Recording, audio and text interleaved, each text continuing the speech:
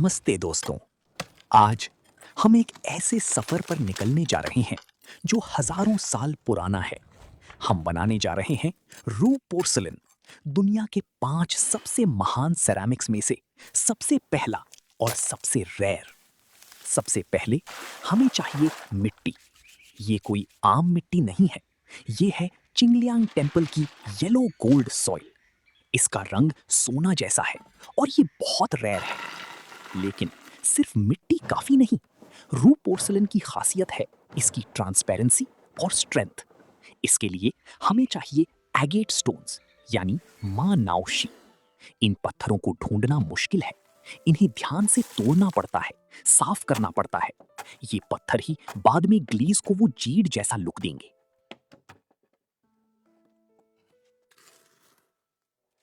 अब आता है सबसे इंटरेस्टिंग पार्ट। रू पोर्सलेन बनाने के लिए हमें चाहिए बोन ऐश। हम पुरानी गाय की हड्डियों, ओल्ड काऊ बोन्स को लेते हैं। इन्हें हम कोल के साथ एक स्पेशल किल में डालते हैं। जब ये हड्डियां हाई टेम्परेचर पर जलती हैं तो ये कैल्साइंड हो जाती हैं, यानी बिल्कुल सफेद राख बन जाती हैं। इस राख में कैल्शियम फॉस्फेट होता है जो क्ले को स्ट्रेंथ देता है और ग्लेज को वो मिल्की सॉफ्ट लुक देता है। जलाने के बाद इन राख को हम पीस कर एक बहुत बारीक पाउडर बना लेते हैं। ये पाउडर हमारी पोर्सलीन का स्केलेटन बनेगा।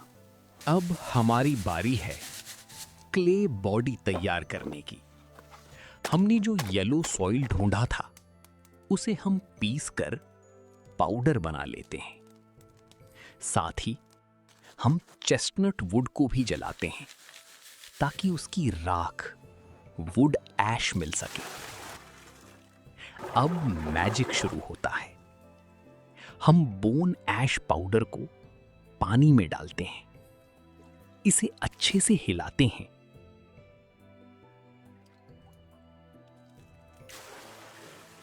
और फिर एक क्लॉथ बैग में डालकर लटका देते हैं। ये प्रोसेस लेविगेशन कहलाता है। इससे हैवी पार्टिकल्स नीचे गिर जाते हैं और सिर्फ फाइनेस्ट पेस्ट बैग में रह जाता है।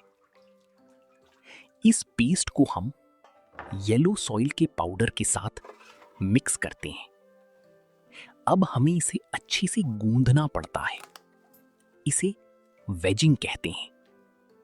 हम मिट्टी को बार बार पटक कर सारी हवा निकाल देते हैं ताकि फायरिंग के वक्त बोल फटे नहीं।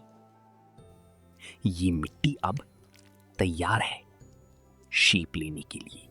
अब हम इस क्ले को पॉटरी व्हील पर चढ़ा रहे हैं। देखिए, पॉटर का फोकस। सबसे पहले सेंटरिंग, मिट्टी को बिल्कुल बीच में लाना। अगर ये थोड़ा भी टेढ़ा हुआ तो बोल परफेक्ट नहीं बनेगा। फिर हम उंगलियों से बीच में दबाव देते हैं, ओपनिंग। धीरे धीरे वॉल्स को ऊपर खींचते हैं। रूवेयर की खासियत है इसकी सिंप्लिसिटी। ना कोई नक्श, ना कोई एक्स्ट्रा डिजाइन, सिर्फ एक परफेक्ट सिंपल कर्व। पॉटर अपनी उंगलियों की सेंसिटिविटी से फील करता है कि वॉल कितनी पतली होनी चाहिए। ये बोल पतला होना चाहिए ताकि लाइट पास कर सके, पर स्ट्रॉन्ग भी होना चाहिए।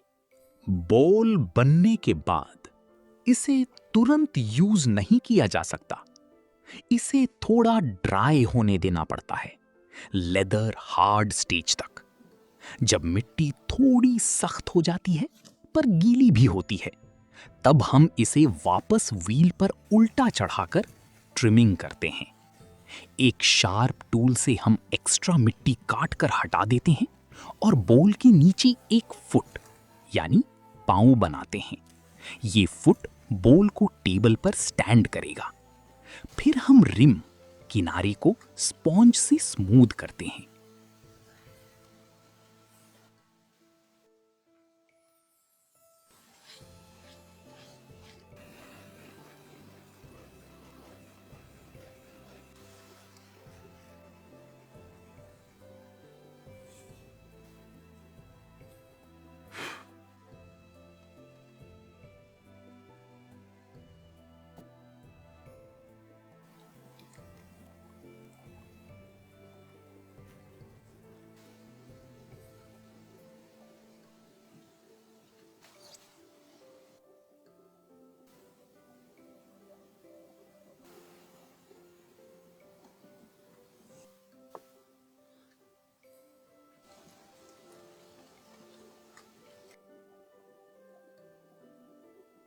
अब इन बोल्स को हम शेड में स्लो ड्राइंग के लिए रखते हैं। डायरेक्ट धूप में सुखाने से ये क्रैक हो जाएंगे। ये प्रोसेस ढेर सारी दिन लेता है। जब बोल्स बिल्कुल ड्राई हो जाते हैं, तब वक्त है पहली आग का। इसे बिस्क फायरिंग कहते हैं। हम इन फ्रैजाइल बोल्स को सैगर्स यानी मिट्टी के प्रोटेक्टिव बॉक्सेस में रखते हैं। ये बॉक्सेस बोल्स को डायरेक्ट आग और राख से बचाते हैं। किल्न यानी भट्टी के दरवाजे को हम मिट्टी से सील कर देते हैं ताकि गर्मी अंदर ही रहे। अंदर लकड़ी का आग लगाया जाता है। टेम्परेचर 800 से 900 डिग्री सेल्सियस तक जाता है। जब तक बाउल्स फायर हो रहे हैं, हमारी टीम ग्लेज तैयार कर रही है। रू पोर्सलेन का वो फेमस स्काई ब्लू कलर इसी ग्लेज से आता है। हमने जो चेस्टनट वुड ऐश और अगेट पाउडर पहले तैयार किया था, उसे हम मिक्स करते हैं। साथ ही हम लोकल सॉइल और कुछ मिनरल्स जैसे आयरन ऑक्साइड डालते हैं जो कलर देंगे। इस मिक्सचर को हम पानी में डालते हैं और घंटों तक हिलाते हैं। फिर इसे बार बार फिल्टर करते हैं ताकि एक ड्रॉप भी रफ ना हो। ये लिक्विड ग्लेज ही बाद में ग्लास बनेगा। बिस्क फायरिंग पूरी हो गई। किल्न ठंडा हो गया है। हम बोल्स को निकालते हैं।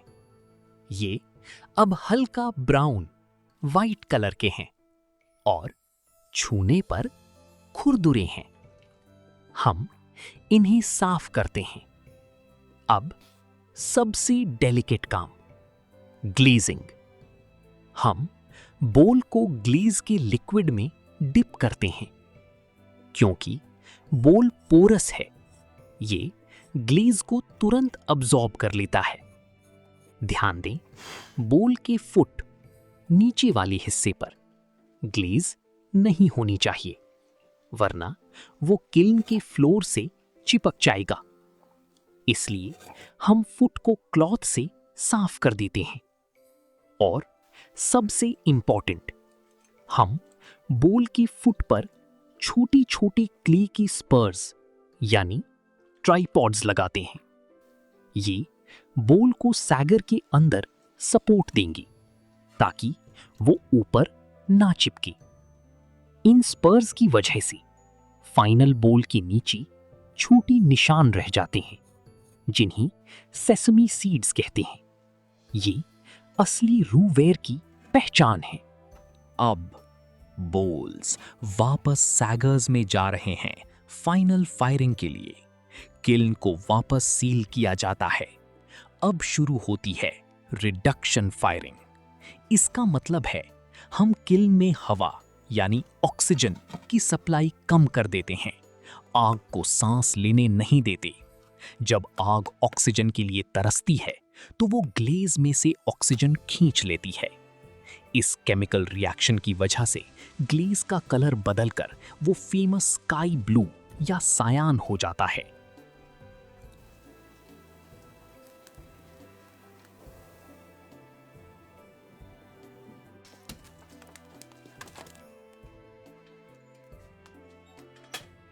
पॉटर घंटों तक आग को मॉनिटर करता है। वो स्पाई होल से एक टेस्ट पीस निकालकर चेक करता है, क्या ग्लेज मेल्ट हो गई, क्या कलर सही है। ये वक्त बहुत टेंस होता है। एक गलती और पूरा महीने का काम बर्बाद। और फाइनली किल्न ठंडा हो गया है। दरवाजा खुलता है। अंधेरा है, पर धीरे धीरे रोशनी आती है। देखिए वो मैजिकल कलर। ये बोल्स अब सिंपल मिट्टी नहीं है, ये जेड जैसे चमक रहे हैं। रू पोर्सिलेन की सबसे बड़ी खासियत है इसका क्रैकल, यानी ग्लेज पर आने वाली फाइन क्रैक्स। ये क्रैक्स डिफेक्ट नहीं है, ये इसकी ब्यूटी है। इसे आइस क्रैक कहते हैं। जब आप बोल को घुमाएंगे तो लाइट अलग अलग एंगल्स पर रिफ्लेक्ट करेगी। ये हैं वो बोल्स जो सॉन्ग डायनेस्टी के एम्परर्स पसंद करते थे। हजारों साल बाद भी ये प्रोसेस वही है, मिट्टी, आग और इंसान का हुनर। ये है रूवेयर, द किंग ऑफ पोर्सलेन्स।